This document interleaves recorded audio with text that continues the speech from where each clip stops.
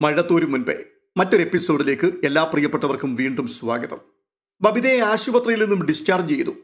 പക്ഷേ ഈ സാഹചര്യത്തിൽ വൈജയന്തിയുടെയും ബാലചന്ദ്രമേനോന്റെയും കയ്യിൽ അവളെ ഏൽപ്പിച്ചിട്ട് അലീന കുളത്തുപുഴയിലേക്ക് പോയാൽ ബബിത തീർച്ചയായും ജീവനൊടുക്കുവാനുള്ള ശ്രമങ്ങൾ വീണ്ടും നടത്തും എന്നുറപ്പുള്ളതുകൊണ്ട് സ്റ്റാൻലിയോട് ചോദിച്ച അനുവാദവും വാങ്ങി അലീനയും കൂടി കടപ്പാട്ടൂരേക്ക് എത്തി. അലീനയുടെ ആ ഒരു തീരുമാനം വൈജയന്തിയെ വല്ലാതെ ചൊടിപ്പിച്ചു കളഞ്ഞു. അലീന കടപ്പാട്ടൂരെ വീടിനുള്ളിലേക്ക് കയറുന്നതിന് മുൻപ് തന്നെ പെട്ടിയും പ്രമാണവും എടുത്തുകൊണ്ട് വൈജയന്തി വീട് വിട്ടുപോയി. സ്വന്തം മകൾ വളരെ അപകടകരമായ ഒരു അന്തരീക്ഷത്തിൽ കൂടി മുൻപോട്ട് പോയിക്കൊണ്ടിരിക്കുമ്പോഴും മകളെക്കാളും കുടുംബത്തെക്കാളും അധികമായി വൈജയന്തി പ്രാധാന്യം കൽപ്പിച്ചത് സ്വന്തം ഇഷ്ടങ്ങൾക്കായിരുന്നു, സ്വന്തം താല്പര്യങ്ങൾക്കായിരുന്നു. പക്ഷെ പോകുന്നതിന് മുൻപ് ബാലചന്ദ്രമേനോൻ കൃത്യമായി പറഞ്ഞാണ് വിട്ടത്, ഇനിയും ഈ വീടിന്റെ വാതിൽ നിന്റെ മുൻപിൽ അടഞ്ഞാൽ പിന്നീട് ഒരിക്കലും തുറക്കില്ല എന്ന്. ആ വാക്കിനെ പോലും തൃണവത്ഗണിച്ചുകൊണ്ടാണ് വൈജയന്തി ആ വീട് വിട്ടു പോകുന്നത്. അലീനയെ സംബന്ധിച്ചിടത്തോളം അത് കടുത്ത മനപ്രയാസമുണ്ടാക്കുന്ന വസ്തുതയായിരുന്നുവെങ്കിലും ബബിതയ്ക്കോ കൃഷ്ണജയ്ക്കോ രോഹിത്തിനോ പ്രത്യേകിച്ച് ബാലചന്ദ്രമേനോനോ യാതൊരു തരത്തിലുള്ള അസ്വസ്ഥതകളും ഉണ്ടായില്ല. ഒരു വിധത്തിൽ വൈജയന്തി വീട് വിട്ടു പോകുന്നത് തന്നെയാണ് അവരെ സംബന്ധിച്ചിടത്തോളം ഇപ്പോഴവർക്ക് കുറച്ചുകൂടി ആശ്വാസം നൽകുന്ന ഘടകം. ബബിത വന്നു കയറിയ മാത്രയിൽ തന്നെ സെറ്റിയിൽ തളർന്നിരിക്കുകയാണ്. ഒരു വിധത്തിൽ നിർബന്ധിച്ച് അലീന അവളെ റൂമിനകത്തേക്ക് കൊണ്ടുപോയി. അവിടെയും അവൾ കസേരയിൽ ചാരി വെച്ച ഒരു പാവ കണക്കെ ഇരിക്കുകയാണ്. അലീന ബബിതയുടെ മുറി വെടിപ്പാക്കി. ബെഡിൽ പുതിയ ഷീറ്റും പില്ലോ കവറും ഇട്ടു. വെള്ളം ചൂടാക്കി ബാത്റൂമിൽ വെച്ചിട്ട് ബബിതയെ നിർബന്ധിച്ച് കുളിക്കുവാൻ വേണ്ടി വിട്ടു. അലീന പോയി കുളിച്ചു വേഷം മാറി വന്നു. അപ്പോഴും ബബിതയുടെ കുളി കഴിഞ്ഞിട്ടില്ല. ബാത്റൂമിൽ വെള്ളം വീഴുന്ന ശബ്ദം കേൾക്കാം. അലീന വാതിലിൽ തട്ടി വിളിച്ചു. ബോൾട്ടൊന്നും ഇട്ടിരുന്നില്ല. വാതിൽ തുറന്നോട്ടെ, അവൾ വാതിക്കൽ നിന്ന് ചോദിക്കുകയാണ്. ഉത്തരമില്ല. വീണ്ടും ചോദിക്കുകയാണ്, മോളെ നീ എന്താ മിണ്ടാത്തേ? വാതിൽ തുറന്ന് ഞാൻ അകത്തോട്ട് കയറിക്കോട്ടെ? ഉത്തരമില്ല. പെട്ടെന്ന് അലീനയ്ക്ക് ഒരു ഭയം ഉള്ളിൽ വ്യാപരിക്കുവാൻ തുടങ്ങി. ജിജ്ഞാസയോടെ അവൾ വാതിൽ മെല്ലെ തുറന്നു. അപ്പോൾ കാണുന്ന കാഴ്ച തുറന്നു വെച്ച ഷവറിന്റെ കീഴിൽ നിൽക്കുകയാണ് ബബിത. എറണാകുളത്തു നിന്ന് വന്ന അതേ വേഷത്തിൽ തന്നെ. ചൂട് നേർപ്പിക്കുവാൻ ബക്കറ്റിലെ തിളച്ച വെള്ളത്തിലേക്ക് തുറന്നു വെച്ച ടാപ്പ് ഇപ്പോഴും അടച്ചിട്ടില്ല. വെള്ളം കവിഞ്ഞൊഴുകിക്കൊണ്ടേയിരിക്കുന്നു. അലീന അകത്തേക്ക് കയറിയിട്ട് വേഗം ചെന്ന് ഷവർ നിർത്തി. ടാപ്പും ഓഫ് ചെയ്തു. ബക്കറ്റിലെ വെള്ളം തണുത്തു കഴിഞ്ഞിരിക്കുന്നു. ജീവനില്ലാത്ത ശൂന്യമായ നോട്ടത്തോടെ ബബിത തണുത്തു മരവിച്ചു പോയ മട്ടിൽ നനഞ്ഞു കുതിർന്നു നിൽക്കുകയാണ്. അടുത്തതായി കാണുന്നത് വൈജയന്തിയാണ്. വൈജയന്തി കാറിൽ വന്നിറങ്ങുമ്പോൾ ശിവശങ്കര മേനോനും കമലയ്ക്കും അതിശയമായിരുന്നു. നീ എറണാകുളത്തുനിന്ന് വരുന്ന വഴിയാണോ വൈജയ്?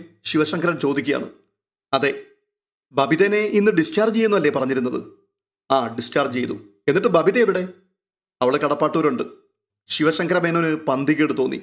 എന്തുപറ്റി ജയന്തി? എന്തുപറ്റി ജയന്തി? നീ ഉള്ള കാര്യം അങ്ങ് പറ. എന്തു പറ്റാനാ? കൂട്ടത്തിൽ അവളും വന്നിട്ടുണ്ട്, അലീന. ശിവശങ്കര മേനോൻ ജാഗരൂകനായി. അയാൾ ചോദിക്കുകയാണ്, അതെന്തിനാ? അന്ന് ഇറങ്ങിപ്പോയിട്ട് തിരിച്ച് കടപ്പാട്ടൂര് തന്നെ വന്നു കയറുവാൻ ഒരു പഴുത് നോക്കിയിരിക്കുമായിരുന്നല്ലോ അവൾ. എന്ത് കാരണം പറഞ്ഞ അവളെ വിളിച്ചുകൊണ്ട് വന്ന് ബന്ധം പുതുക്കേണ്ടതെന്ന് ബാലേട്ടനും തലപുകഞ്ഞ് ആലോചിക്കുകയായിരുന്നു. അപ്പോഴാണ് ബബിതയുടെ സൂയിസൈഡ് അറ്റംപ്റ്റ്. ഉടനെ ബാലേട്ടൻ വിളിച്ചു. അറിയേണ്ട താമസം അവൾ പാഞ്ഞെത്തി. പിന്നത്തെ നാടകമൊന്നും ഞാൻ പറയേണ്ടതില്ലല്ലോ, നിങ്ങൾ കണ്ടതല്ലേ. ഹോസ്പിറ്റലിൽ വെച്ച് പെറ്റമ്മയായ ഞാൻ എൻ്റെ മോളുടെ അടുത്ത് ചെല്ലാൻ പാടില്ല. പണ്ട് വീട്ടിൽ വേലയ്ക്ക് നിന്ന് അടുക്കളക്കാരിക്ക് അവളുടെ കൂടെ കിടക്കാൻ അനുവാദമുണ്ട്. വൈജയന്തി അമർഷം കൊണ്ട് കിതയ്ക്കുവാൻ തുടങ്ങി. അത് കണ്ടുകൊണ്ട് ശിവശങ്കര മേനോൻ വീണ്ടും പറയുകയാണ്, നിനക്കത് ഡോക്ടറോട് ചോദിക്കാതിരുന്നില്ല വൈജയ്? ചോദിച്ചു. അപ്പൊ അയാൾ പറയുകയാ പേഷ്യന്റിന് ഇഷ്ടമുള്ള ആൾ അടുത്തിരിക്കട്ടെന്ന്. എനിക്കങ്ങനെ തഴുകിയും തലോടിയും താലോലിച്ചും ശീലമില്ല. വൈജയന്തി ഇന്നുവരെ രണ്ട് സ്വഭാവം കാണിച്ചിട്ടുമില്ല. വേറെ ചിലർ അങ്ങനല്ല, അകത്തൊന്ന് പുറത്തു വേറൊന്ന്. പുറമെ നക്കിത്തോർത്താനുള്ള സ്നേഹം, അകമെ ഞെരിച്ചു കൊല്ലാനുള്ള ദേഷ്യം. ആ ഡോക്ടർ വിചാരിച്ചത് ബബിതയുടെ ചേച്ചിയാണ് അലീന എന്നാണ്. ആണോന്ന് അയാൾ ചോദിച്ചപ്പോൾ അവൾ ചാടിക്കേറി പറയുകയും ചെയ്തു ആണെന്ന്. അപ്പൊ പിന്നെ ഡോക്ടറും അങ്ങ് തീരുമാനിച്ചു ചേച്ചി അടുത്ത് നിൽക്കട്ടെ എന്ന്. വൈജയ്, അലീന അവിടേക്ക് വരുന്നത് നിനക്ക് ഇഷ്ടമല്ല എങ്കിൽ ഇഷ്ടമല്ലെന്ന് നീ പറയണമായിരുന്നു. ഞാൻ പറയാഞ്ഞിട്ടാണോ? ബാലേട്ടനോട് 2 ദിവസം മുമ്പേ ഞാൻ പറഞ്ഞതാ. അതൊക്കെ മുൻകൂട്ടി തീരുമാനിച്ചു വെച്ചിരിക്കുകയല്ലേ ശിവേട്ടാ. ബാലേട്ടനും അവളും കൂടി ചേർന്നാണ് കൂടിയാലോചനകളെല്ലാം. മരുന്ന് വാങ്ങണമെങ്കിൽ, ഡോക്ടറെ കാണണമെങ്കിൽ, എന്ത് കാര്യത്തിനും. ഒടുക്കം എന്തൊക്കെയോ സൂത്രം പറഞ്ഞ് ഡോക്ടറെയും അവൾ സ്വാധീനിച്ചു. ആ പൊട്ടൻ അറിയാൻ പാടില്ലല്ലോ അവൾ അടുക്കളക്കാരിയായിരുന്നുവെന്ന്. അയാൾ പറയാണ് പേഷ്യന്റിന്റെ കൂടെ അലീന കുറച്ചു ദിവസം താമസിക്കുന്നതാണ് നല്ലതെന്ന്.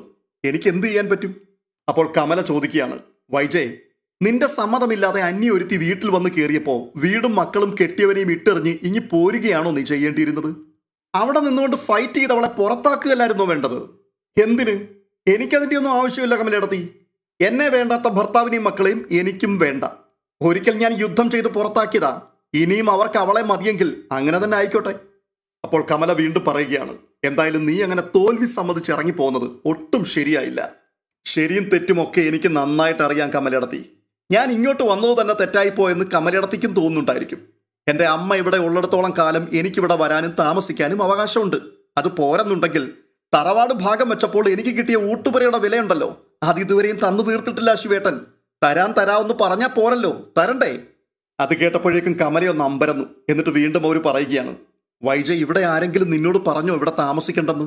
നീ എന്തിനാ വെറുതെ ഈ കണക്ക് പറയുന്നത്? കണക്ക് പറയേണ്ടടുത്ത് പറയുക തന്നെ വേണം കമലിടത്തി. ഇല്ലെങ്കിൽ നിങ്ങൾക്കൊരു വിചാരം ഉണ്ടാവും ജയന്തി ആണും തൂണുമില്ലാതെ വലിഞ്ഞു കയറി വന്ന് ചുമ്മാ കാലും നീട്ടിയിരുന്ന് കുശിയായിട്ട് മൃഷ്ടാന്നം കഴിച്ച് കിടക്കുകയാണെന്ന്. സൗജന്യമൊന്നും വേണ്ട ആരുടെയും.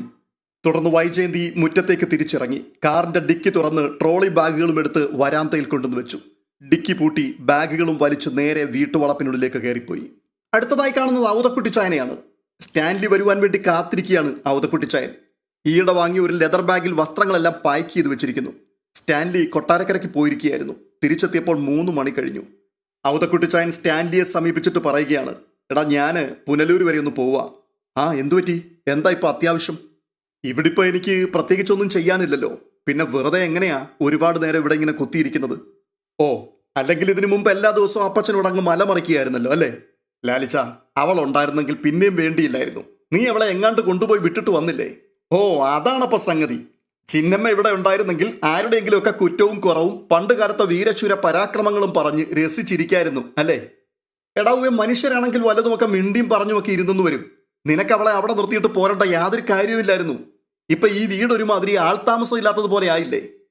ആ, അപ്പച്ചൻ എന്നാ പോയിട്ട് തിരിച്ചു വരുന്നത്? കൊച്ചിനെ വിളിച്ചുകൊണ്ട് വരുമ്പോ നീ വീട്ടിലൊന്ന് കയറിയാൽ മതി. പുനലൂര് വഴി വേണമല്ലോ പോക്കും വരവും. ആ, പിന്നെ വേറൊരു കാര്യം പറയാൻ വിട്ടുപോയി. അഞ്ജലിന്നൊരു ഫോൺ വിളി വന്നിട്ടുണ്ടായിരുന്നു. പ്രീത്താമ്മയുടെ കെട്ടിയോനാ വിളിച്ചത്. എൽസമ്മ അവരുടെ കോണിപ്പടിയെന്ന് കാല് തെറ്റി വീണിട്ട് ആശുപത്രിയിൽ എങ്ങാണ്ട് കൊണ്ടുപോയിരിക്കുകയാണെന്ന്. അത് കേട്ടിട്ട് സ്റ്റാൻലി വളരെ നിർവികാരതയോടുകൂടി പറയുകയാണ്, ഇതൊക്കെ എന്തിനാ ഇങ്ങോട്ട് വിളിച്ചു പറയുന്നത്? അവരല്ലേ എല്ലാം കൈകാര്യം ചെയ്യുന്നത്. എടാ, അവർക്ക് പറയേണ്ട ഒരു മര്യാദ ഉണ്ടല്ലോ, അതുകൊണ്ട് പറഞ്ഞതേ ഉള്ളൂ. പ്രീത്താമ്മയുടെ വീട്ടിലെ കോണിപ്പടിയെന്നാ വീണത്. നടുവിന് ഏതാണ്ട് പറ്റിയെന്ന് പറയുന്നു. നീ ഒന്ന് പോയി കാണണ്ടേ? അതിന്റെ ആവശ്യമൊന്നുമില്ല. അപ്പച്ചന് സൗകര്യപ്പെട്ടാൽ പോകുന്ന വഴി അതിലെ ഒന്ന് കയറിയിട്ട് പോയിക്കോ. പിന്നെ പൈസ വല്ലതും വേണമെങ്കിൽ 1000 5000 കയ്യിൽ വെച്ച് കൊടുത്തേക്ക്. ഔതക്കുട്ടിച്ചായൻ പോകാൻ ഇറങ്ങിയപ്പോൾ സ്റ്റാൻലി 5000 രൂപ കൊടുത്തയച്ചു. ഔതക്കുട്ടിച്ചായനെ കാറിൽ കയറ്റി ബൈജു കാർ ഓടിച്ചു പോയി. അടുത്തതായി കാണുന്നത് കടപ്പാട്ടൂരെ ദൃശ്യങ്ങളാണ്. അലീന രാവിലെ മുറ്റമടിച്ചുകൊണ്ടിരിക്കെ റോഡിനപ്പുറത്തെ ഗേറ്റിൽ വല്ലാത്തൊരു ബഹളം. അലീന നിവർന്നു നോക്കി. ഡോക്ടർ ശർമ്മയുടെ നായ. റിങ്കു!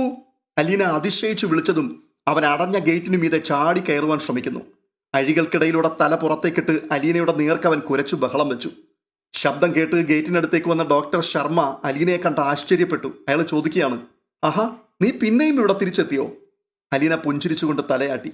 ഡോക്ടർ റിങ്കുവിനെ നോക്കിയിട്ട് അലീനയോട് പറയുകയാണ്, ഇവൻ നിന്നെ മറന്നിട്ടില്ല കേട്ടോ. അവനല്ലേ അങ്കിൾ ഒരിക്കൽ എൻ്റെ ജീവൻ രക്ഷിച്ചത്. ഡോക്ടർ വിക്കറ്റ് ഗേറ്റ് തുറന്നതും റിങ്കു പാഞ്ഞു വന്ന് അലീനയുടെ മേൽ 2 കൈയും ഉയർത്തി ചാടി അങ്ങ് കയറി സ്നേഹസ്വരങ്ങൾ പുറപ്പെടുവിക്കുവാൻ തുടങ്ങി. ഡോക്ടർ വിസ്മയത്തോടെ അതങ്ങനെ നോക്കി നിൽക്കുകയാണ്. കടപ്പാട്ടൂരെ വീടിന് നഷ്ടപ്പെട്ടു പോയ ഉണർവ് വീണ്ടും തിരികെ കിട്ടി. പുതിയ ഒരച്ചടക്കം, സന്തോഷമുള്ള ദിവസങ്ങളും രുചിയുള്ള ആഹാരവും താരതമ്യേന സുഖകരമായ ഉറക്കവും. ബാലചന്ദ്രമേനോന് തൻ്റെ വീട്ടിൽ അലീനയുടെ സാന്നിധ്യം അങ്ങനെയാണ് അനുഭവപ്പെട്ടത്. കൃഷ്ണജയെ എന്നും പുലർച്ചെ 5 മണിക്ക് വിളിച്ചുണർത്തുന്ന അലാറമായി അലീന മാറി. അവളുടെ പാകത്തിന് മധുരം ചേർത്ത് കിട്ടുന്ന കാപ്പിയായി. അവളുടെ പാഠഭാഗങ്ങൾ കൃത്യമായും ക്ഷമയോടും പഠിച്ചു തീർക്കുവാൻ സ്നേഹപൂർവ്വം ശാസിക്കുന്ന ടൈം ടേബിളായി. തലയിൽ കാച്ചെണ്ണ പുരട്ടി മസാജ് ചെയ്തു കൊടുക്കുന്ന വാത്സല്യമായി. മുറ്റത്തെ മുല്ലയിൽ നിന്നും മൊട്ടുകൾ അടർത്തി മാല കോർത്ത് മുടിയിൽ ചൂടിച്ച് സ്കൂളിലേക്ക് അയക്കുന്ന നറുമണമായി. അലീനയുടെ ദൈനംദിന പരിചരണം അങ്ങനെയാണ് അവർക്ക് അനുഭവവേദ്യമായത്. രോഹിത്തിനാണെങ്കിൽ പുതിയൊരു ഉത്സാഹവും പ്രതീക്ഷയും ഉത്കർഷേച്ഛയും. ബബിതയുടെ കാര്യത്തിൽ മാത്രമേ ഇപ്പോഴും അനിശ്ചിതത്വം നിലനിൽക്കുന്നുള്ളൂ. പ്രവചനാതീതമായിരുന്നു അവളുടെ മനോഗതങ്ങളും പ്രതികരണങ്ങളും. അങ്ങനെയിരിക്കെ ഒരു ദിവസം മനുശങ്കർ കടപ്പാട്ടൂരെ വീട്ടിൽ വന്നു ചേർന്നു. അലീന അവിടെ ഉണ്ടായിരുന്നു എന്നവൻ അറിഞ്ഞു. അലീന കടപ്പാട്ടൂരിൽ തിരിച്ചു വന്നതിൽ ഏറ്റവും അധികം സന്തോഷം മനുശങ്കറിന് തന്നെയായിരുന്നു. വൈജയന്തി കൊല്ലപ്പള്ളിയിൽ പോയി താമസിക്കുന്നതിൽ ഒട്ടും വിഷമം തോന്നണ്ടെന്ന് അവൻ അലീനയെ ആശ്വസിപ്പിച്ചുകൊണ്ട് പറഞ്ഞു. അലീനയ്ക്ക് വാസ്തവത്തിൽ അതിൽ വലിയ സങ്കടമുണ്ടായിരുന്നു. അപ്പോൾ മനുശങ്കർ അവളെ ആശ്വസിപ്പിച്ചുകൊണ്ട് പറയുകയാണ്, അന്ധമായ വിരോധം കൊണ്ടും അഹങ്കാരം കൊണ്ടും ചാടിപ്പോയതാണ് ആൻറ്റി. അതിൽ നിനക്ക് കുറ്റബോധത്തിന്റെ യാതൊരു ആവശ്യവും വേണ്ട. അതിന് മറുപടിയായി അലീന പറയുകയാണ്, സത്യമെന്തെന്നറിയാതെ ചെയ്തു പോകുന്നതല്ലേ മനുവേട്ട. ഞാൻ വെറും ഒരു അടുക്കളക്കാരി മാത്രമല്ലേ അമ്മയുടെ കണ്ണിൽ. ഉടനെ മനുശങ്കർ ഒരു കുസൃതി കലർന്ന ശബ്ദത്തോടു കൂടി ചോദിക്കുകയാണ്, അതെ, ഞാനൊരു കാര്യം ചോദിക്കട്ടെ. അലീനയ്ക്ക് ഈ വീട്ടിൽ താമസിക്കുന്നതാണോ അതോ കുളത്തുപ്പുഴ വീട്ടിൽ താമസിക്കുന്നതാണോ ഏറെ ഇഷ്ടം? 2 വീട്ടുകാരും എൻ്റെ അല്ലേ മനുവേട്ട. ആ വീടും ഈ വീടും വേർതിരിച്ച് കാണാൻ എനിക്ക് പറ്റില്ലല്ലോ. ആദ്യം ഇവിടെ താമസിച്ചത് കൊണ്ട് ഇവിടെയുള്ളവർ ആദ്യം എൻ്റെ ബന്ധുക്കളായി എന്ന് മാത്രമേ ഉള്ളൂ. എന്നാലും ഈ വീടിനോട് ഒരു ഇഷ്ടക്കൂടുതൽ വേണ്ടതല്ലേ? ഈ വീട്ടിൽ താമസിച്ചത് കൊണ്ടല്ലേ അലീനയ്ക്ക് പപ്പയെ കിട്ടിയത്? പിന്നെ നമ്മൾ തമ്മിൽ പരിചയപ്പെട്ടത്? ഏയ്, നമ്മൾ തമ്മിൽ പരിചയപ്പെട്ടത് അങ്ങ് കൊല്ലപ്പള്ളി വെച്ചല്ലേ മനുവേട്ടാ? ആ, അപ്പോൾ ഓർമ്മയുണ്ട് എല്ലാം. പക്ഷെ നമ്മൾ തമ്മിൽ ഇഷ്ടം കൂടിയത് ഇവിടെ വെച്ചാണ്. നീ ആരാണെന്ന് ഞാൻ ആദ്യമായിട്ട് അറിഞ്ഞത്, ഒന്ന് തൊട്ടത്, പിന്നെ ആദ്യമായൊരു ഉമ്മ തന്നത്, എനിക്കതൊന്നും മറക്കാൻ പറ്റില്ല. അത് പറയുമ്പോഴേക്കും മനുവിൻ്റെ ശബ്ദം വികാരാർദ്രമായി മാറി. അലീന അവൻ്റെ കണ്ണുകളിലേക്ക് നോക്കി. അവ പ്രണയസാന്ദ്രമാണെന്ന് അവൾ കണ്ടു. അപ്പോൾ മനുശങ്കർ വീണ്ടും ചോദിക്കുകയാണ്, അലീന ഇത് വല്ലതും ഓർക്കുന്നുണ്ടോ? അവൾ പുഞ്ചിരിച്ചുകൊണ്ട് തലയാട്ടി. എന്നിട്ട് പറയുകയാണ്, ഇങ്ങനെ നേരിൽ കണ്ട് വർത്തമാനം പറയുന്നതിനേക്കാളും ഇഷ്ടം മുൻപ് കണ്ട് സംസാരിച്ചതൊക്കെ ഓർമ്മിക്കുന്നതാണ്. പെട്ടെന്ന് മനുശങ്കർ പരിഭവിച്ചു. അവൻ ചോദിക്കുകയാണ്, അപ്പോൾ നേരിൽ കാണുന്നതും സംസാരിക്കുന്നതൊന്നും അത്ര ഇഷ്ടമല്ല? അലീന അപ്പോൾ ചിരിച്ചുകൊണ്ട് പറയുകയാണ്, എൻ്റെ മനുവേട്ട, ഇങ്ങനെ നേരിട്ട് കണ്ട് സംസാരിച്ചാലല്ലേ കുറച്ച് നാളുകൾ കഴിയുമ്പോൾ പിന്നെയും അതിനെപ്പറ്റി ഓർക്കാൻ പറ്റൂ. ഈ സമയത്ത് രോഹിത് കോണിപ്പടി ഇറങ്ങി അവിടേക്ക് വരുന്നുണ്ടായിരുന്നു. അവൻ അടുത്തേക്ക് വന്നിട്ട് ചോദിക്കുകയാണ്, എന്താണ് ഇവിടെ ഒരു രഹസ്യാലോചന? ഒടുക്കം ബാംഗ്ലൂർക്ക് പോകാൻ ഞാൻ പാക്ക് ചെയ്തതൊക്കെ വെറുതെ ആകുമോ? പകരം വേറെ വല്ലവരും മനുവേട്ടൻ്റെ കൂടെ വണ്ടി കയറുവോ? അപ്പോൾ മനുശങ്കർ, വേറെ ആര് വരാനാടാ? വരുമെന്നൊരു പ്രതീക്ഷയല്ലാതെ എന്തെങ്കിലും ഉണ്ടോ? ഒരു പ്രോമിസ് പോലുമില്ല. ഇത് പറഞ്ഞിട്ട് മനുശങ്കർ അവളുടെ മുഖത്തേക്കൊന്ന് പാളി നോക്കി. അലീന അതിന് മറുപടിയായി ഒന്ന് മന്ദഹസിച്ചത് മാത്രമേ ഉള്ളൂ. ഊണുമേശയ്ക്ക് ചുറ്റുമിരുന്ന് 3 പേരും സംസാരിക്കവേ മനുശങ്കർ ബബിതയുടെ ഇപ്പോഴത്തെ മാനസികാവസ്ഥയെക്കുറിച്ച് അലീനയോട് തിരക്കി. അപ്പോൾ അലീന, അവൾ ഇതുവരെ ഒന്ന് കരഞ്ഞതുപോലുമില്ല മനുവേട്ട. കല്ലുപോലിരിക്കുക. നമ്മൾ പറയുന്നതൊക്കെ കേൾക്കും, പക്ഷേ മാറ്റം ഒന്നുമില്ല.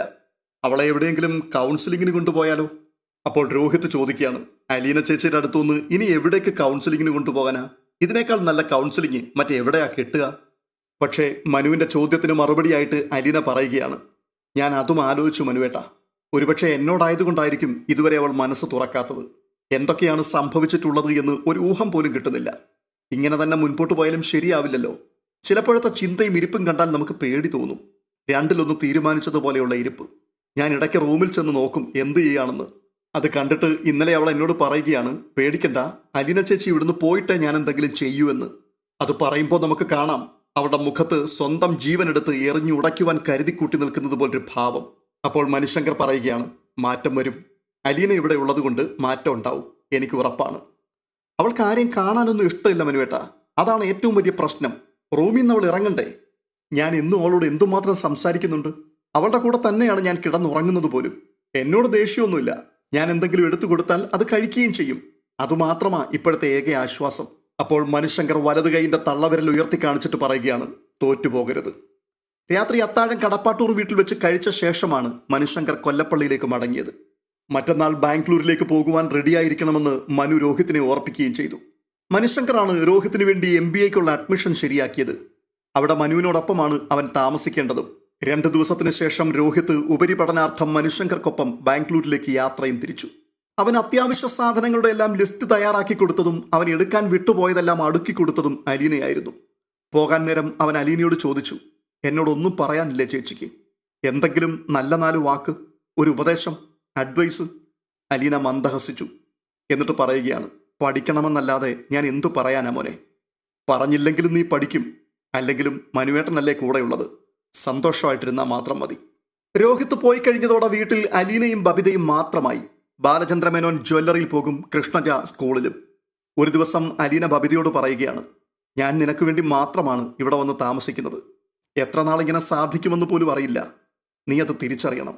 അപ്പോൾ ബബിത തണുത്ത സ്വരത്തിൽ പറയുകയാണ്, ഞാൻ ചേച്ചിയോട് പറഞ്ഞല്ലോ തിരിച്ചു പോയിക്കൊള്ളാൻ. എനിക്ക് വേണ്ടി സമയം കളയണ്ട. എൻ്റെ ലൈഫ് പോയതാണ്. അതിനി നന്നാക്കിയെടുക്കാൻ പറ്റില്ല. ചേച്ചി ഇവിടെ ഉണ്ടല്ലോ എന്ന് കരുതി മാത്രമാ. ഇല്ലെങ്കിൽ എൻ്റെ മോളെ, നീ ഇങ്ങനെയൊന്നും ചിന്തിക്കരുത്. ഇത്ര നിസ്സാരമാണോ നിന്റെ ജീവൻ? ബബിത പിന്നീട് കുറേ സമയം മിണ്ടാതിരുന്നു. എന്നിട്ട് വീണ്ടും പറയുകയാണ്, എന്നെ ഇനി ഒന്നിനും കൊള്ളില്ല ചേച്ചി. ഞാൻ നശിച്ചുപോയി. അതാ പറഞ്ഞത്, എനിക്കിനി മരിച്ചാൽ മതിയെന്ന്. വെറുതെ പറയുന്നതല്ല. എനിക്ക് ഒരു ദിവസം പോലും ജീവിക്കണമെന്നില്ല. മോളെ, നീ നിന്നെക്കുറിച്ച് മാത്രമേ ചിന്തിക്കുന്നുള്ളൂ. നിന്നെ സ്നേഹിക്കുന്നവരെക്കുറിച്ച്. ബബിത പെട്ടെന്ന് തല വെട്ടിച്ചു. അത് മാത്രം പറയല്ലേ ചേച്ചി. സ്നേഹം. അവൾ ചുണ്ടുകളമർത്തി മറ്റെങ്ങോ നോക്കിയിരുന്നു. ഇനി ഞാൻ ആരെയും വിശ്വസിക്കില്ല. എല്ലാവരും കള്ളന്മാരും കള്ളുകളുമാ, എല്ലാവരും. പെട്ടെന്ന് ബബിതയുടെ നെഞ്ചിലെ കിതപ്പുയർന്നു. വളരെ പെട്ടെന്നാണ് അവൾക്ക് ശ്വാസം മുട്ടലുണ്ടാകുന്നത്. ഹൃദയവും ശ്വാസകോശവും ദുർബലമാണ്. കൂടിയ വിഷദ്രാവകം രക്തത്തിലാകെ കലർന്നതോടെ ആന്തരിക അവയവങ്ങൾക്ക് സാരമായ തകരാറുകൾ സംഭവിച്ചിരുന്നു. ഇപ്പോഴും മരുന്ന് തുടരുന്നുണ്ട്. അലീന നിർബന്ധിച്ചില്ലെങ്കിൽ അവൾ അതും കഴിക്കില്ല. ബലഹീനമായി പോയ അവളുടെ ശരീരം കാണെ ക്ഷയിച്ചു വരികയാണ്. ജീവിക്കാനുള്ള ഉൾപ്രേരണയില്ലാതെ അവൾ ഇനി നന്നാവില്ലെന്ന് അലീനയ്ക്ക് മനസ്സിലായി. ബബിത കട്ടിലിരുന്നു കൊണ്ട് പിറുപിറുക്കാൻ തുടങ്ങി. ആരെയും വിശ്വസിക്കാൻ കൊള്ളില്ല. എല്ലാവർക്കും കള്ളത്തരങ്ങളുണ്ട്. ഇവിടെ അച്ഛനുണ്ട് കള്ളത്തരം, രോഹിത്തേട്ടനുണ്ട്, മനുവേട്ടനുണ്ട്. ഇല്ലെങ്കിൽ അലീന ചേച്ചി എവിടേക്കാ കൊണ്ടുപോയി വിട്ടോ എന്ന് പറയുമായിരുന്നു. ആരും പറയില്ല. അലീന ചേച്ചിയും ശരിയല്ല. ഞാൻ പൊട്ടിയൊന്നും അല്ലല്ലോ. അലീന ചേച്ചിക്ക് ഈ വീടുമായിട്ട് എന്തോ ബന്ധമുണ്ടെന്ന് എനിക്കറിയാം. അച്ഛനും രോഹിത്തേട്ടനും മനുവേട്ടനും ഒക്കെ അറിയാം. പക്ഷെ ചോദിച്ചാൽ ആരും പറയില്ല സത്യം. എവിടെ നോക്കിയാലും കള്ളക്കളി. അമ്മയ്ക്കുമുണ്ട് കള്ളത്തരങ്ങൾ. അലീനയ്ക്കത് മനസ്സിൽ കൊണ്ടു. അവൾ ചോദിക്കുകയാണ്, മോളെ അതുകൊണ്ടാണോ നീ ഇങ്ങനെ? അല്ല. ബബിത കിതച്ചുകൊണ്ട് മുൻപോട്ട് കുനിഞ്ഞിരുന്നു. വിരലുകൾ മുറുകെ ചുരുട്ടിപ്പിടിച്ചു. എന്നിട്ട് പറയുകയാണ്, അതെന്റെ കുറ്റമാ. സാരമില്ല, ഞാനത് തീർത്തോളാം. മതി മതി, നീ സംസാരിക്കണ്ട, കിടന്നു. എനിക്കൊരബദ്ധം പറ്റി. വിഷം കുടിച്ചപ്പോഴേ അളവ് തെറ്റിപ്പോയി. എനിക്ക് തോന്നി അത്രയും മതിയായിരിക്കുമെന്ന്. ഞാനിതിനു മുമ്പ് കുടിച്ചിട്ടില്ലായിരുന്നല്ലോ. വല്ലാത്തൊരു നാറ്റമായിരുന്നു. ഒരു കവള് കൂടി ഇറക്കിയാൽ മതിയായിരുന്നു. പക്ഷെ അപ്പോഴേക്കും ഓക്കാനം വന്നു. വേണ്ട മോളെ, നീ സംസാരിക്കണ്ട, മിണ്ടണ്ട, മതി, കിടക്ക്. ബബിത നിർത്തുന്നില്ല. അവൾ പിന്നെയും പറയുകയാണ്, ഇനി ജീവിച്ചിരുന്നാലും ഞാൻ എല്ലാവർക്കും ഒരു ഭാരമാ. എനിക്ക് തന്നെയും. എനിക്കറിയാം, എൻ്റെ ദേഹത്ത് എല്ലായിടത്തും വിഷം ചെന്ന് അടിഞ്ഞിട്ടുണ്ട്. ശ്വാസമെടുക്കുമ്പോൾ നെഞ്ചിലാ വേദന. കാലിൻ്റെ നീര് കണ്ടോ? കാല് നിലത്ത് കുത്തുമ്പം ആണി കുത്തിക്കയറുന്ന പോലെ വേദനയാ. കഴുത്തിനും കാൽമുട്ടിനും കൈക്കും ഒക്കെ വേദനയുണ്ട്. ചിലപ്പോൾ കണ്ണിൽ ഇരുട്ട് കയറുന്നത് പോലെ തോന്നും. തലച്ചോറ് മാന്തി പൊളിക്കുന്നത് പോലെ. മോളെ, എന്നിട്ട് നീ ഇതൊന്നും എന്താ ഇതുവരെയും പറയാതിരുന്നത്? ഇതിനൊക്കെ മരുന്നുണ്ടല്ലോ. മരുന്നുണ്ടാവും, പക്ഷെ മനസ്സിൻ്റെ വേദനയ്ക്കോ? അതിനെന്തെങ്കിലും മരുന്നുണ്ടോ? അപ്പോൾ അലീന, ഉണ്ട്, സ്നേഹമുണ്ട്. എനിക്ക് വിശ്വാസമില്ല ആരെയും. നീ ആഗ്രഹിക്കുന്നത് പോലെ അല്ല മോളെ ലോകം. കള്ളത്തരങ്ങളുണ്ട്, മറച്ചുവെക്കപ്പെടേണ്ടതും അല്ലാത്തതും ഒക്കെയുണ്ട്. നമുക്കൊരാളോട് സ്നേഹമുണ്ടെങ്കിൽ അത് പ്രകടിപ്പിക്കാൻ പറ്റാതെ വരാം. നമ്മുടെ മനസ്സ് മറ്റൊരാൾ കണ്ടില്ലെന്നിരിക്കും. നമുക്ക് മറ്റൊരാളെ തല്ലിക്കൊല്ലാനുള്ള ദേഷ്യമുണ്ടായെന്ന് വരും. നമ്മളത് മറച്ചുവെക്കും. അങ്ങനെയാ ജീവിതം. നിനക്കെവിടെ നിന്നോ ഒരു ചതി പറ്റി. ഞാൻ അങ്ങനെയാ കരുതിയിരിക്കുന്നത്. നിനക്കത് താങ്ങാനുള്ള കരുത്തുണ്ടായില്ല. പക്ഷേ ഇതൊന്നുമല്ല ജീവിതത്തിലെ വലിയ പ്രതിസന്ധികൾ. പട്ടിണി, രോഗമെന്ന് പറയുമ്പോൾ മരണം ഉറപ്പായ ചില രോഗങ്ങളുണ്ടല്ലോ. ക്യാൻസർ പോലെ. മരിക്കാൻ കുറച്ചു നാളുകളെ ഉള്ളൂ എന്നറിഞ്ഞുകൊണ്ട് ജീവിക്കുന്ന ആയിരക്കണക്കിന് ആൾക്കാരുണ്ട്. പല പ്രായത്തിലുള്ളവർ, 24 മണിക്കൂറും ഭയങ്കരമായ വേദന സഹിക്കുന്നവർ. എന്തായിരിക്കും അവരുടെ പ്രാർത്ഥന? വേദനയൊന്ന് കുറച്ചു തരണേന്ന്. ഒരൊറ്റ ദിവസമെങ്കിലും ആയുസ് നീട്ടിത്തരണേന്ന്. കൺമുമ്പിൽ വെച്ച് ഒരപകടത്തിൽ ഭർത്താവും കുട്ടികളും നഷ്ടപ്പെടുന്ന ഒരു വീട്ടമ്മ, അല്ലെങ്കിൽ ഭാര്യയും കുഞ്ഞും നഷ്ടപ്പെടുന്ന ഒരു ഭർത്താവ്, അതുമല്ലെങ്കിൽ അച്ഛനമ്മമാരെ നഷ്ടപ്പെട്ട് ഒറ്റപ്പെട്ടു പോകുന്നൊരു കുഞ്ഞ്. ഇങ്ങനെ ഭയങ്കരമായ എന്തെല്ലാം അവസ്ഥകളിൽപ്പെട്ടിട്ടും എത്രയോ മനുഷ്യർ പിന്നെയും ജീവിക്കുന്നുണ്ട് മോളെ. ഇത് പറയുമ്പോൾ അലീന അവളെ തൻ്റെ തോളത്തേക്ക് ചാരിയിരുത്തി. എന്നിട്ട് വീണ്ടും പറയുകയാണ്, എൻ്റെ കാര്യം തന്നെ നോക്ക്. ഞാനൊരു അനാഥയായിട്ടാണ് 23 വർഷം ജീവിച്ചത്. അതും ഒരു അനാഥാലയത്തിൽ. അച്ഛനില്ല, അമ്മയില്ല, കൂടപ്പിറപ്പുകളില്ല, ബന്ധുക്കളില്ല, വീടില്ല, സ്വത്തില്ല, പലപ്പോഴും ആഹാരമില്ല, ഇണങ്ങുന്ന വസ്ത്രങ്ങളില്ല, രോഗം വന്നാൽ ശരിയാക്കുവാൻ മരുന്നില്ല, അന്തി ഉറങ്ങാൻ ഒരു നല്ല കിടക്കയോ തണുക്കാതെ പുതയ്ക്കുവാൻ നല്ലൊരു പുതപ്പോ ഇല്ല. അങ്ങനെ എത്രയോ 10,000 അനാഥരായിട്ട് ഇപ്പോഴും ജീവിക്കുന്നു. താൻ പറയുന്നതൊന്നും ബബിതയെ സ്പർശിക്കുന്നേയില്ലെന്ന് അലീനയ്ക്ക് തോന്നി. അവൾ വീണ്ടും പറയുകയാണ്, നിനക്ക് വേറൊരു സത്യം അറിയണോ? എനിക്കെല്ലാവരുമുണ്ട്. വലിയൊരു കുടുംബത്തിലെ സ്ത്രീയാണ് എന്നെ പ്രസവിച്ചത്. അവരുടെ കല്യാണത്തിന് മുൻപായിരുന്നത് കൊണ്ട് ആ അമ്മയ്ക്കും ബന്ധുക്കൾക്കും എന്നെ ഉപേക്ഷിക്കേണ്ടി വന്നു. പക്ഷേ എനിക്കത് പറയാൻ വയ്യ, ഞാൻ അവരുടെ മകളാണെന്ന്. ബബിതയുടെ മുഖഭാവങ്ങൾക്ക് മാറ്റം കണ്ടു. ആകാംക്ഷ, കൗതുകം. അതാരാ ആ അമ്മ? അതൊരു രഹസ്യമാണ്. എന്നോട് പറയാലോ, ഞാൻ ആരോടും പറയില്ല. എന്നെ പേടിക്കുകയും വേണ്ട. തന്നെയുമല്ല, ഞാനത് ആരോടും പറയാനും പാടില്ല. അല്ലെങ്കിൽ തന്നെ മരിക്കാണ്ടിരിക്കുന്ന ഞാൻ ആരോട് പറയാനാ ചേച്ചി? ചേച്ചി അതോർത്തൊന്നും വിഷമിക്കണ്ട. അലീന ശ്വാസമെടുത്ത് അല്പനേരം അനങ്ങാതെ ഇരുന്നു. അവൾ ബബിതയുടെ മുഖത്തേക്ക് നോക്കി. ശിശുസഹജമായ ആകാംക്ഷ അവളുടെ കണ്ണുകളിൽ ഓളം വെട്ടുന്നത് കണ്ടു. അപ്പോൾ അലീന പറയുകയാണ്, പറഞ്ഞാൽ നീ വിശ്വസിക്കില്ല. ഞാൻ വിശ്വസിക്കും ചേച്ചി. ചേച്ചി പറ. നിനക്കറിയാം അതാരാണെന്ന്. പെട്ടെന്ന് ബബിതയുടെ കണ്ണുകൾ വിടർന്നു. എന്നിട്ട് ചോദിക്കുകയാണ്, എനിക്കെങ്ങനെ അറിയാം? ഞാൻ കണ്ടിട്ടുണ്ടോ? കണ്ടിട്ടുണ്ട്. ഞാൻ സംസാരിച്ചിട്ടുണ്ടോ? അതെ, സംസാരിച്ചിട്ടുമുണ്ട്. അലീന ചേച്ചിയുടെ സ്വന്തം അമ്മയുടെ കാര്യമാണോ ചേച്ചി ഈ പറയുന്നേ? അലീനയ്ക്ക് വല്ലാത്ത വീർപ്പുമുട്ടൽ അനുഭവപ്പെട്ടു. ഒരു വിറയൽ അവളിൽ നിന്നും ഉയർന്നു. ബബിത അലീനയുടെ മുഖത്തേക്ക് തന്നെ ഉറ്റുനോക്കിയിരിക്കുകയാണ്. ഏതോ വലിയ രഹസ്യത്തിന്റെ ചുരുൾ നിവരുവാൻ പോവുകയാണെന്ന് അവൾക്ക് തോന്നി. അതിനിടയിൽ താൻ കാണുകയും സംസാരിക്കുകയും ചെയ്തിട്ടുള്ള പല സ്ത്രീകളുടെയും രൂപങ്ങൾ അവളുടെ മനസ്സിലൂടെ മങ്ങിയും തെളിഞ്ഞും കടന്നുപോയിക്കൊണ്ടേയിരുന്നു. പക്ഷെ അവൾക്ക് നേരിയൊരു ഊഹം പോലും കിട്ടിയില്ല. അലീന സംസാരിക്കാൻ ഭാവിച്ചപ്പോഴേക്കും ജനൽപ്പടിയിലിരുന്ന് അവളുടെ മൊബൈൽ ഫോൺ ഒരു ഗാനം ആലപിച്ചു തുടങ്ങി. അവൾ അത് പ്ലഗ് കുത്തി ചാർജ് ചെയ്യാൻ വെച്ചിരിക്കുകയായിരുന്നു. അലീന ഫോൺ എടുക്കുവാൻ വേണ്ടി എഴുന്നേൽക്കാൻ ഭാവിച്ചതും ബബിത അവളുടെ കൈത്തണ്ടയിൽ കടന്നു പിടിച്ചു. പിന്നെ തിരിച്ചു വിളിച്ചാൽ മതി. ഏയ്, ആരാണെന്ന് നോക്കട്ടെ. അലീന ചെന്ന് ഫോൺ എടുത്ത് നോക്കി. പപ്പയുടെ നമ്പർ. അവൾ കോൾ അറ്റൻഡ് ചെയ്തു. ഹലോ പപ്പ. പപ്പ ഇപ്പൊ എവിടെയാ? ഞാനെവിടെ പോകാനാ, ഞാനിവിടൊക്കെ തന്നെയുണ്ട്. അയാളുടെ സ്വരത്തിലൊരു പരിഭവം. അപ്പോൾ അലീന ചോദിക്കുകയാണ്, കള്ളുകുടിയുടെയും പുകവലിയുടെയൊക്കെ അളവ് കൂടിയോ? ഇപ്പൊ പേടിക്കാൻ ആരും ഇല്ലല്ലോ. ഹാ, സ്റ്റാൻലി ഇന്നേ വരെ ആരെയും പേടിച്ചിട്ടില്ല. നിന്റെ വിചാരം നിന്നെ എനിക്ക് പേടിയാണെന്നാണോ? അയ്യോ, പേടിയൊന്നും ഇല്ലേ. സമ്മതിച്ചു. ഇനി പറ, ഇന്ന് എന്തുമാത്രം ബ്രാൻഡി കുടിച്ചു? ഇതുവരെയും അളവ് തെറ്റിച്ചിട്ടില്ല. പക്ഷെ നീ വരാൻ വൈകിയാൽ അളവ് ഇരട്ടിക്കാൻ സാധ്യതയുണ്ട്. അത് വേണ്ട പപ്പ, എത്രയും പെട്ടെന്ന് ഞാനങ്ങ് വന്നോളാം. ഞാനിവിടെ ബോറടിച്ചിരിക്കുക. എനിക്ക് വേറെന്താ ഒരു നേരം പോക്ക്? നീ ഉണ്ടായിരുന്നെങ്കിൽ നിന്നെ കുറച്ച് വഴക്ക് പറഞ്ഞെങ്കിലും സമയം കളയാമായിരുന്നു. ഫോണിൽ കൂടെ പറഞ്ഞു. അതൊന്നും പറ്റില്ല. തക്കതായ കാരണം വേണം. നീ ഇവിടെ ഉണ്ടെങ്കിൽ എന്തെങ്കിലും കാരണം നീ ഒപ്പിക്കുമല്ലോ. പപ്പ തൽക്കാലം അവിടെ സമാധാനമായിട്ടിരിക്കെ. അധികം താമസിയാതെ ഞാൻ അവിടെ വന്ന് പപ്പയെ ദേഷ്യം പിടിപ്പിച്ചോളാം. എന്നു വരും നീ? വരാന്നേ. അവതക്കുട്ടിച്ചായനുണ്ടോ പപ്പയുടെ അടുത്ത്? ഇല്ല. എവിടെ പോയി? അപ്പച്ചൻ സ്ഥലം വിട്ടു. ചിന്നമ്മയെ കാണാഞ്ഞിട്ട് കുറേ ദിവസമായി മിണ്ടാട്ടമില്ലായിരുന്നു. ഇന്ന് ഉച്ച തിരിഞ്ഞപ്പോൾ പെട്ടിയും കിടക്കയും എല്ലാം എടുത്തുകൊണ്ട് പുനലൂർക്ക് വണ്ടി കയറിയിട്ടുണ്ട്. കഷ്ടം. പിണങ്ങിപ്പോയതാണോ പപ്പ? എന്നോട് പിണക്കമൊന്നുമില്ല. ആ പിന്നെ പപ്പ, അഞ്ചലിലെ വിവരങ്ങളൊക്കെ ഇടയ്ക്കൊന്ന് അന്വേഷിക്കണേ. ആ, എൽസമ്മ വീണ് ഹോസ്പിറ്റലിലാണെന്നൊരു വാർത്ത കേട്ടു. ആരോ അപ്പച്ചനോട് ഫോണിൽ വിളിച്ചു പറഞ്ഞത്രേ. എന്നിട്ട് പപ്പ കാണാൻ പോയില്ലേ? ഏയ്, അതിൻ്റെ ആവശ്യമൊന്നുമില്ലല്ലോ. അവരുടെ കാര്യങ്ങൾ വേണ്ടതുപോലെ ചെയ്യാൻ റീത്താമ്മയുണ്ട്. അതും പോരെങ്കിൽ മല്ലനും മാധേവനും പോലത്തെ 4-5 ആങ്ങളമാരുണ്ട്. ഞാൻ കാണാൻ ചെന്നാൽ വഴിതെറ്റി കയറി ചെന്നതുപോലെ തോന്നും അവർക്കും എനിക്കും. അല്ല, എന്നാലും പപ്പയൊന്ന് പോകണ്ടേ? ഹോസ്പിറ്റലിലാണെന്ന് വിളിച്ചു പറയണമെങ്കിൽ എന്തോ പറ്റിയിട്ടുണ്ടല്ലോ. എവിടുന്നാ വീണത്? അത് റീത്താമ്മയുടെ കോണിപ്പടിയിൽ നിന്നാണെന്നാണ് അപ്പച്ചൻ പറഞ്ഞത്. പൈസ ആവശ്യമാണെങ്കിൽ കൊടുത്തേക്കണേ പപ്പ. ആ, അത് ഞാൻ അപ്പച്ചൻ്റെ കയ്യിൽ കൊടുത്തയച്ചിട്ടുണ്ട്. എന്നാലും പപ്പയൊന്ന് പോകണമായിരുന്നു. നിനക്ക് വേറെ വല്ലതും പറയാനുണ്ടോ അലീന? പപ്പയ്ക്ക് ഇത്തിരി ദേഷ്യം വന്നു കഴിഞ്ഞുവെന്ന് അലീനയ്ക്ക് മനസ്സിലായി. പപ്പ പ്ലീസ്, ഗുഡ് നൈറ്റ്. മറുവശത്ത് അപ്പോഴേക്കും ഫോൺ വെച്ച് കഴിഞ്ഞു. അലീന ഫോണിലേക്ക് നോക്കി 2 നിമിഷം കൂടി നിന്നു. പിന്നെ കിടക്കയിലേക്ക് നോട്ടം നീണ്ടു. ബബിത കാതു കൂർപ്പിച്ചിരിക്കുകയാണ്. ഇന്നത്തെ എപ്പിസോഡ് ഇവിടെ പൂർണ്ണമാവുകയാണ്. അടുത്ത എപ്പിസോഡുമായി വീണ്ടും എത്താം. ഈ വീഡിയോ നിങ്ങൾക്ക് ഇഷ്ടപ്പെട്ടിട്ടുണ്ടെങ്കിൽ ഒന്ന് ലൈക്ക് ചെയ്യുകയും ഹൈപ്പ് ചെയ്യുകയും നിങ്ങളുടെ അഭിപ്രായങ്ങൾ കമന്റ് ബോക്സിൽ രേഖപ്പെടുത്തുകയും ചെയ്യുവാൻ മറക്കരുത്. ഇതുവരെ ചാനൽ സബ്സ്ക്രൈബ് ചെയ്തിട്ടില്ലാത്തവർ സബ്സ്ക്രൈബ് ചെയ്യുക. അടുത്ത വീഡിയോയിൽ കാണും വരേക്കും ബൈ ബൈ.